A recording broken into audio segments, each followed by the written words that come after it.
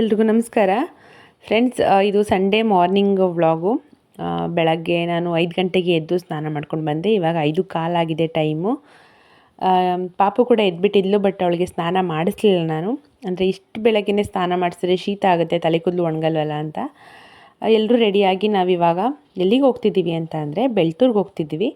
ಯಾಕೆ ಇಷ್ಟು ಬೆಳಗ್ಗೆನೇ ಹೋಗ್ತಾಯಿದ್ದೀವಿ ಅಂತ ಹೇಳ್ತೀನಿ. ವಿಡಿಯೋನ ಎಲ್ಲೂ ಸ್ಕಿಪ್ ಮಾಡಿದೆ, ಕಂಟಿನ್ಯೂಸ್ ಆಗಿ ನೋಡಿ. ಹಾಗೆ ಇನ್ನೂ ನನ್ನ ಚಾನಲ್ನ ಯಾರಾದರೂ ಸಬ್ಸ್ಕ್ರೈಬ್ ಮಾಡದೆ ನೋಡ್ತಾ ಇದ್ದರೆ ಪ್ಲೀಸ್ ಸಬ್ಸ್ಕ್ರೈಬ್ ಮಾಡ್ಕೊಂಡು ನೋಡಿ.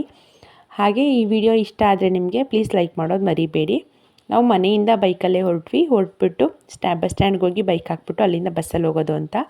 ನೋಡಿ, ಇನ್ನೂ ಫುಲ್ಲು ರೋಡೆಲ್ಲ ಫುಲ್ ಖಾಲಿ ಇದೆ, ಇನ್ನೂ ಬೆಳಕಾಗಿರಲಿಲ್ಲ. 5:45 ಆಗಿತ್ತು ಇವಾಗ ಟೈಮು.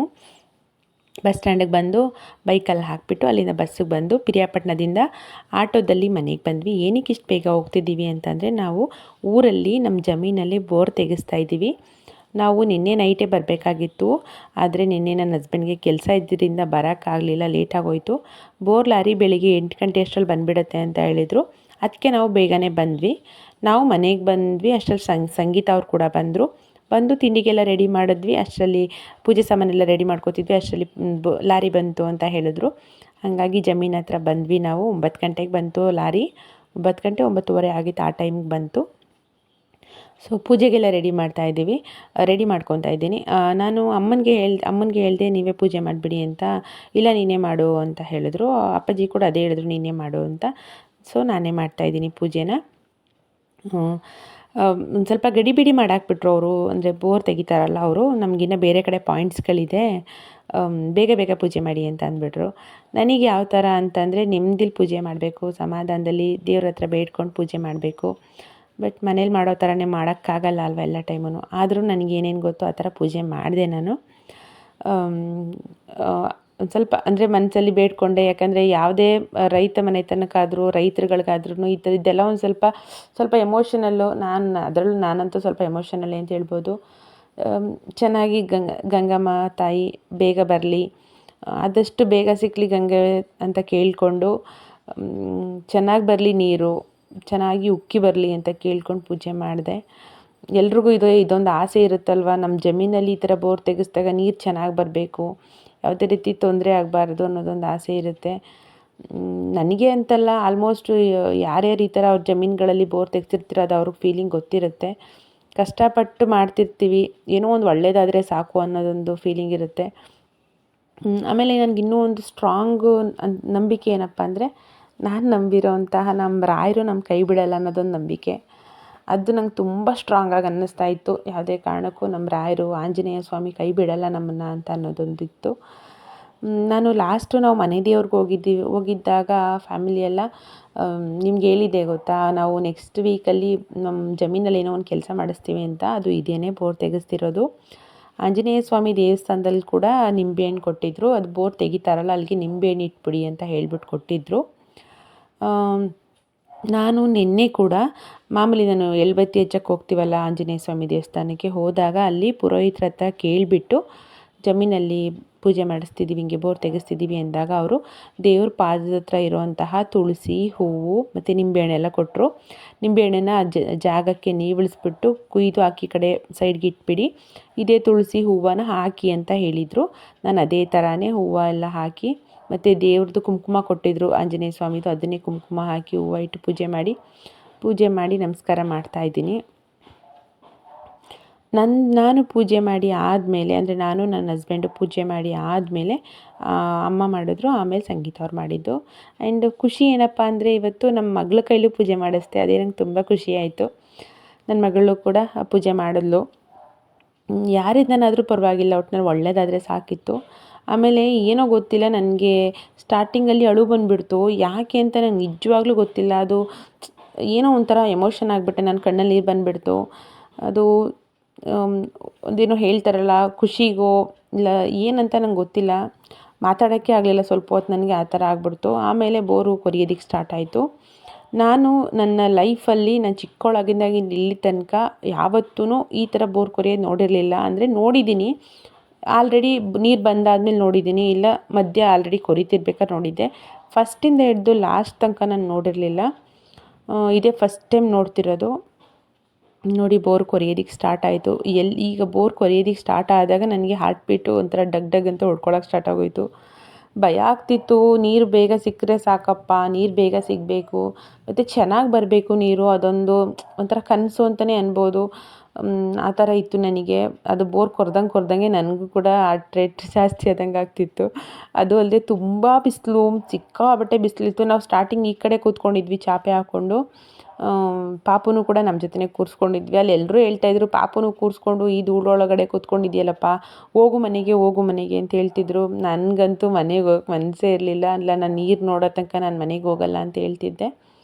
ನೋಡಿ ಎಲ್ಲರೂ ಅಲ್ಲೇ ಇದ್ದೀವಿ, ಮನೆ ಜನ ಎಲ್ಲ ಇಲ್ಲೇ ಇದ್ವಿ.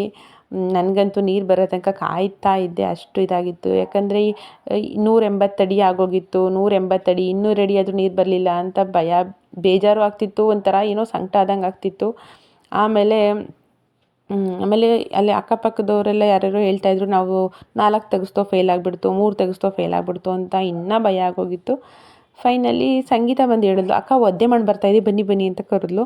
ಆವಾಗ ಹೋಗಿ ನೋಡಿದೆ, ನೀರು ಬರ್ತಾಯಿತ್ತು. ಅಪ್ಪ ಸಮಾಧಾನ ಆಯಿತು ಅವಾಗಂತೂ. ಆವಾಗ ನನಗೆ ಓಕೆ ಸಮಾಧಾನ ಅನ್ನಿಸ್ತು. ನೋಡಿ ನೀರು ಬಂತು, ಖುಷಿಯಾಗೋಯ್ತು. 210 ಅಡಿಗೆ ಬಂತು ನೀರು ನಮಗೆ. ಆದರೆ ಅಲ್ಲಿದ್ದವರೆಲ್ಲ ಹೇಳಿದ್ದು ಬೇಗನೆ ಬಂದಿದೆ ನೀರು ಇಲ್ಲಿ ನಿಮಗೆ ಅಂತ. ಅಂದರೆ ನಮ್ಮ ಕಡೆ ನೆಲದಲ್ಲಿ ಸ್ವಲ್ಪ ಇಷ್ಟಿಗೆ 210 ಅಡಿಗೆ ಸಿಕ್ಕಿರೋದು ಬೇಗನೆ ಅಂತೆ. ಬೇಗ ಬಂದಿದೆ, ಚೆನ್ನಾಗಿ ಬಂದಿದೆ ನೀರು ಅಂತ ಹೇಳಿದ್ರು. ತುಂಬ ಅದೃಷ್ಟ ಮಾಡಿದ್ದೀರಾ, ಬೇಗ ಸಿಕ್ಕಿದೆ ನಿಮಗೆ ನೀರು ಅಂತ ಹೇಳ್ತಾಯಿದ್ರು. ಖುಷಿ ಆಯಿತು. ಆ ಮಾತು ಕೇಳಂತೂ ತುಂಬಾ ಖುಷಿ ಆಯಿತು. ಸದ್ಯಪ್ಪ ಕಷ್ಟಪಟ್ಟು ಮಾಡಿದ್ದಕ್ಕೂ ನಾವು ನಂಬಿರೋ ದೇವ್ರು ನಮ್ಮನ್ನು ಕೈ ಬಿಡಲಿಲ್ಲ ಅನ್ನೋದೊಂದು ಸಮಾಧಾನ ಆಯಿತು. ನಾನು ಅದಕ್ಕೆ ಯಾವತ್ತೂ ಹೇಳ್ತೀನಿ, ರಾಯರನ್ನ ನಂಬಬೇಕು. ರಾಯರು ಯಾವತ್ತೂ ಯಾರನ್ನೂ ಕೈ ಬಿಡೋದಿಲ್ಲ. ನಾನಂತೂ ನೀವು ನಂಬ್ತಿರೋ ಇಲ್ವೋ, ಬೋರ್ ಕೊರೆಯೋಕ್ಕೆ ಸ್ಟಾರ್ಟ್ ಆದಾಗಿಂದ ಅದು ಮುಗಿಯೋ ತನಕನೂ ನಾನು ರಾಯರ ಮಂತ್ರ ಜಪ ಮಾಡ್ತಿದ್ದೆ. ಮಧ್ಯೆ ಮಾತು ಆಡ್ತಿದ್ದೆ. ನಾನು ಮಾತಾಡ್ತವ್ರ ಜೊತೆ ಮಾತಾಡ್ತಿದ್ದೆ. ಅದು ಮನಸ್ಸಲ್ಲಿ ಕೂಡ ಹೇಳ್ಕೊತಿದ್ದೆ. ನಾನು ರಾಯರ ಮಂತ್ರ ಜಪನೇ ಮಾಡ್ತಾಯಿದ್ದಿದ್ದು.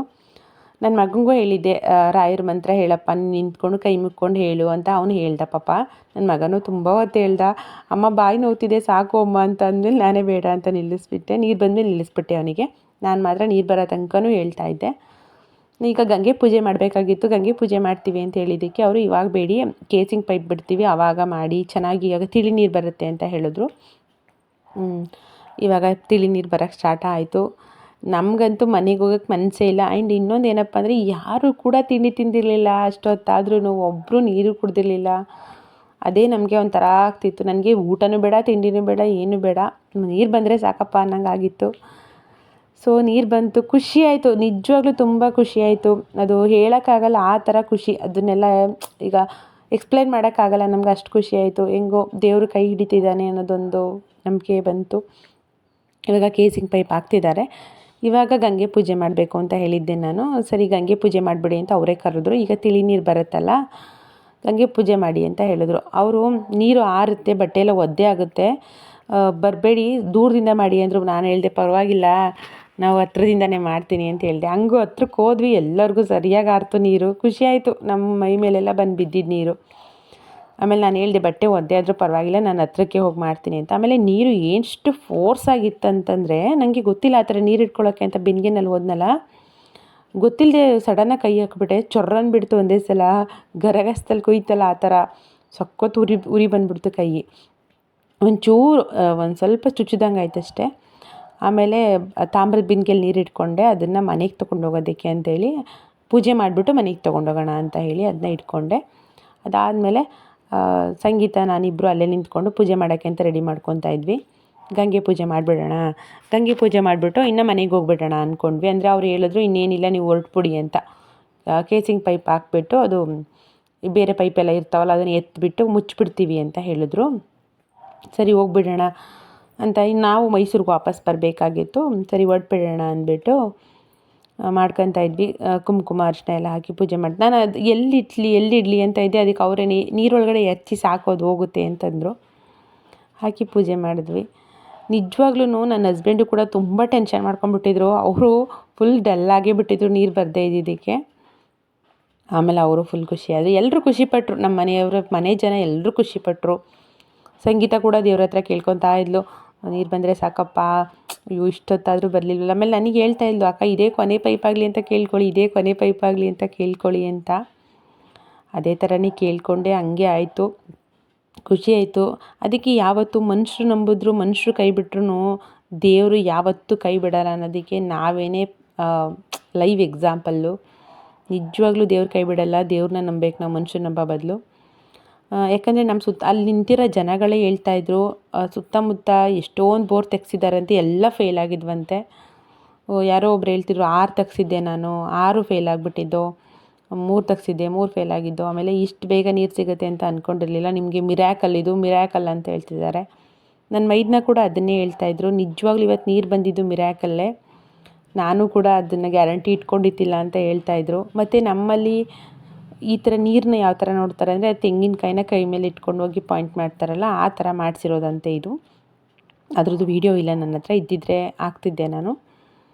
ಖುಷಿ ಆಯಿತು. ಗಂಗೆ ಪೂಜೆ ಮಾಡಿಬಿಟ್ಟು ಫೈನಲಿ ನಾನು ಮಾಡಿದೆ. ನಾನು ಆದಮೇಲೆ ಸಂಗೀತ, ಅಮ್ಮ ಎಲ್ಲರೂ ಪೂಜೆ ಮಾಡಿದ್ವಿ. ಮತ್ತು ಸ್ವೀಟು ನಾವು ಬೆಳಗ್ಗೆನೇ ಹೋಗಿದ್ದಲ್ವಾ, ಮತ್ತು ನೀರು ಬರೋಕ್ಕಿಂತ ಮುಂಚೆ ಸ್ವೀಟ್ ತೊಗೊಂಡೋಗ್ಬೇಕಲ್ಲ ಅಂತ ತೊಗೊಂಡೋಗಿರಲಿಲ್ಲ. ನಾನು ಕೊಬ್ಬರಿ ಸಕ್ಕರೆ ಮಾಡಿಕೊಂಡೆ ಮನೆಯಲ್ಲಿ. ಕೊಬ್ಬರಿ ತುರ್ಕೊಂಡು ಸಕ್ಕರೆ ಎಲ್ಲ ಮಿಕ್ಸ್ ಮಾಡ್ಕೊಂಡಿದ್ದೆ. ಅದೇ ಎಲ್ಲ ಕೇಳ್ತಿದ್ರು ಪಾರ್ಟಿ ಕೊಡಿಸ್ಬೇಕು, ಮತ್ತು ಕೊಬ್ಬರಿ ಸಕ್ಕರೆ ಎಲ್ಲ ಇದು ಮಾಡ್ತಿದ್ರಲ್ಲ, ಬೇರೆ ಸ್ವೀಟ್ ಕೊಡಬೇಕಂತ. ಆಯಿತು, ಈ ಖುಷಿ ಮುಂದೆ ನಮಗೆ ಇನ್ನೇನು, ಸ್ವೀಟ್ ಅಲ್ವಾ ಕೊಡೋಣ ಬಿಡಿ ಅಂತ ಹೇಳಿದೆ ನಾನು. ಖುಷಿ ಆಯಿತು ಒಟ್ಟಿನಲ್ಲಿ, ತುಂಬ ಖುಷಿಯಾಗಿ ಅಲ್ಲಿಂದ ಮುಗಿಸ್ಕೊಂಡು ಮನೆಗೆ ಬಂದು ಮನೆಯಲ್ಲಿ ಊಟ ಮಾಡಿಕೊಂಡು ಸಂಗೀತ ಅವರು ಹೊರಟ್ಬಿಟ್ರು. ಇವಾಗ ನಾವು ಹೊರಡೋಕ್ಕೆಲ್ಲ ರೆಡಿ ಆಗಿದ್ದೀವಿ. ನಾನು ಬಟ್ಟೆ ಚೇಂಜ್ ಮಾಡಿಕೊಂಡೆ, ಬಟ್ಟೆ ಎಲ್ಲ ಫುಲ್ ಮಣ್ಣಾಗಿತ್ತಂತ. ಗಿಡದಲ್ಲಿ ರೋಸ್ ಬಿಟ್ಟಿತ್ತು, ತುಂಬ ಚೆನ್ನಾಗಿತ್ತು. ಕಿತ್ಕೊಂಡೆ ಅದನ್ನು ಹಾಗೆ. ಇಲ್ಲಿ ಆಟೋ ವೆಯ್ಟ್ ಮಾಡ್ತಾ ಇದ್ದೀವಿ, ಆಟೋ ಬರುತ್ತೆ ಅಂತ ಹೇಳಿದ್ರು. ಅದಕ್ಕೆ ಅಲ್ಲಿಂದ ಸಂಗೀತ ಅವರು ಪಿರಿಯಾಪಟ್ಟಣದಲ್ಲಿ ಸಿಗ್ತೀನಿ ಅಂತ ಹೇಳಿದ್ರು. ಬರಬೇಕಾದ್ರೆ ಪಾಪುದು ಫೋಟೋ ತೆಗೆಸ್ಬೇಕಿತ್ತು, ಪಾಸ್ಪೋರ್ಟ್ ಸೈಜ್ ಫೋಟೋ ಎದಕ್ಕೋ ಬೇಕಾಗಿತ್ತು, ಏನೋ ಒಂದು ಇನ್ಶೂರೆನ್ಸ್ ಮಾಡಿಸೋದಕ್ಕೆ ಅಂತ. ಅವಳದು ಪಾಸ್ಪೋರ್ಟ್ ಸೈಜ್ ಫೋಟೋಗೆ ಅವಳೇ ಕೂತ್ಕೊಂಡ್ಲು ಆರಾಮಾಗಿ. ತುಂಬ ಚೆನ್ನಾಗಿ ಬಂದಿದೆ ಫೋಟೋ. ಅದಾದಮೇಲೆ ನಾವು ಮೈಸೂರಿಗೆ ಬಂದ್ವಿ. ಮೈಸೂರಿಗೆ ಬರೋ ಅಷ್ಟರಲ್ಲಿ 9 ಗಂಟೆ ಆಗೋಗಿತ್ತು. ಇವಾಗ ಫೈನಲಿ ಮನೆಗೆ ಹೋಗ್ತಾ ಇದ್ದೀವಿ ನಾವು ಮೈಸೂರಿಗೆ. ಬಂದಾದಮೇಲೆ ಇಷ್ಟು ಬೆಳಗ್ಗೆ ಹೋಗಿ ಸಂಜೆ ಬರೋದು ತುಂಬ ಟಯರ್ಡ್ ಆಗೋಯಿತು. ಆ್ಯಂಡ್ ಈ ವಿಡಿಯೋ ಇಷ್ಟೇ, ಇಲ್ಲಿಗೆ ಎಂಡ್ ಮಾಡ್ತೀನಿ ನಾನು.